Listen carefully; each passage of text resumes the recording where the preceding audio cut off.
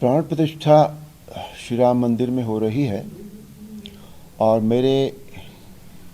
मेरा जो अपना ख्याल है वो ये है कि ये जो राम मंदिर है ये हमारा राष्ट्र मंदिर साबित होगा। पूरे विश्व में वो संस्कृति जो पीछे थोड़े कुछ वर्षों में थोड़ी धूमिल हो गई थी, वो फिर से एक संदेश जाएगा। पूरे जो हमारी विरासत है ये संस्कृति, ये पूरे विश्व को पता लगेगी। ये मंदिर हमारा प्रेरणा स्रोत होगा विश्व के लिए। हमारी अपनी आस्था का केंद्र तो है ही। हमारा ये गौरव होगा, हमारी पहचान बनेगी इससे विश्व में। और जो हमारे मॉरल्स हैं जो सभी को अपनाने चाहिए, वो इससे सबको मिलेंगे। आज इतने लोग जो हम लोग हैं, जो सनातन धर्म को मानने वाले लोग हैं, भारतीय लोग हैं, वो तो मंदिर में उस दिन दर्शन करना चाह ही रहे हैं, लेकिन पूरा विश्व ये देख रहा है कि ये क्या हो रहा है और वो पूरा विश्व उस दिन यहाँ आना चाहता है ये जानने के लिए। विश्व के और देशों को भी लुभा रही है यहाँ आने के लिए कि हम देखें। तो राम मंदिर जो है वो पूरे विश्व के लिए एक प्रेरणा स्रोत बनेगा। मंदिर बनेगा ये तो ज़रूर पता था, बिल्कुल है ना, ये विश्वास था पूरा। प्राण प्रतिष्ठा इस तरह से होगी, इतना बड़ा इवेंट होगा ये, इसका अंदाजा नहीं था, लेट मी टेल यू, क्योंकि मेरे अपने जीवन की ये सबसे बड़ी घटना है। तो ये इस तरह से होगी, इतना ऊर्जा होगी इसमें, पूरा देश राममय हो जाएगा, पूरा विश्व जहाँ जहाँ भी राम को मानने वाले लोग हैं, इसकी कल्पना नहीं थी। इसलिए ये जो अनुभूति है ये बहुत सुखद अनुभूति है, बिल्कुल, कि हम एक ऐसे पल के साक्षी बनेंगे जिसके विषय में हमने सोचा नहीं था कि उसका मैग्नीट्यूड इतना होगा, इतना बड़ा। सुनील जी, आपने तो भगवान राम के अनुज का किरदार निभाया था जी, और आप उसी मंदिर में आप जो प्राण प्रतिष्ठा करने जा रहे हैं, क्या आपने कभी सोचा था कि इस किरदार को निभाने के बाद हम सिर्फ उस मंदिर में जहाँ प्राण प्रतिष्ठा हो रही, जहाँ भगवान ने जन्म लिया था, वहाँ आप पदार्पण करेंगे? आप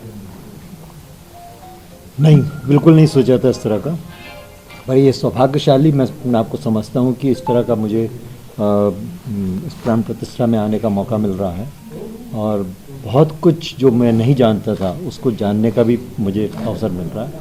और जो मैं समझता हूँ कि ये प्राण प्रतिष्ठा है या जो माहौल बना हुआ है इस समय, बहुत धार्मिक है, बहुत सकारात्मक है और ये विश्व को बहुत सकारात्मक भावना देगा और डेफिनेटली वो सकारात्मकता जो है वो विश्व में उत्पन्न होगी, इससे इसकी एनर्जी इतनी ज़्यादा होगी। कुछ लोग ऐसे हैं जिसमें जो राम को नकारते आ रहे हैं, क्या उनके बारे में कुछ बोलेंगे आप? वो नादान है, बेवकूफ़ है, मैं ये कहूँगा।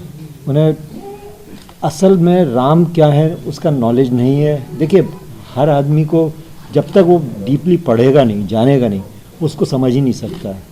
क्योंकि जब हमें भी नहीं मालूम था, बचपन में हमने जो रामायण थोड़ी बहुत जानी थी, पढ़ी थी, उतना ही नॉलेज था, उस हिसाब से हमें ज़्यादा नहीं था, तो इतना हमें लगता नहीं था कि राम क्या हैं, राम कितने डीप हैं।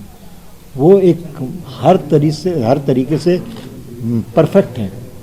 मर्यादा पुरुषोत्तम जब उनको एक उपाधि दी गई है, क्या कहा जाता है उनको, तो इसका मतलब है कि हर तरीके की मर्यादाओं का वो को निभाते हैं। और रामायण हमें ये सिखाती भी है कि हमें मर्यादा में कैसे रहना चाहिए। और ये शिक्षा उन्हें नहीं मालूम है, ये इसका नॉलेज नहीं है, इसलिए वो उस तरह की बेवकूफ़ी कर रहे हैं। कहा था कि हम अपनी संस्कृति से थोड़ा थोड़ा दूर होने लगे थे, लेकिन अब वो माहौल फिर से बना है। तो अब वो ये जो माहौल बना है ये यहाँ it's come here to stay, ये रहेगा, ऐसे ही रहेगा। क्योंकि आज हमेशा ये होता है कि जो आगे जो झंडा लेकर चलते हैं, जो मशाल लेकर चलते हैं, वो यंग लोग होते हैं। और आज का जो यूथ है वो इस समय इतना उसका जो वो इतना रामायण के साथ जुड़ गया है। क्योंकि आज मैं देखता हूँ कि जब भी मैं कहीं जाता हूँ या मैं कहीं ट्रैवल करता हूँ, तो सबसे ज़्यादा जो मिलने वाले लोग होते हैं वो यूथ होता है। तो अगर यूथ ने इस बात को समझ लिया है, यूथ अट्रैक्ट हो गया है उस तरफ, तो फिर ये बहुत दूर तक जाएगी। तो मंदिर के निर्माण के बाद भी मुझे नहीं लगता कि ज़्यादा परिवर्तन होगा, क्योंकि राम लल्ला की प्रतिष्ठा कर रहे हैं। साक्षात जो मर्यादा पुरुषोत्तम राम की प्रतिष्ठा वहाँ पे नहीं लगा रहे हैं।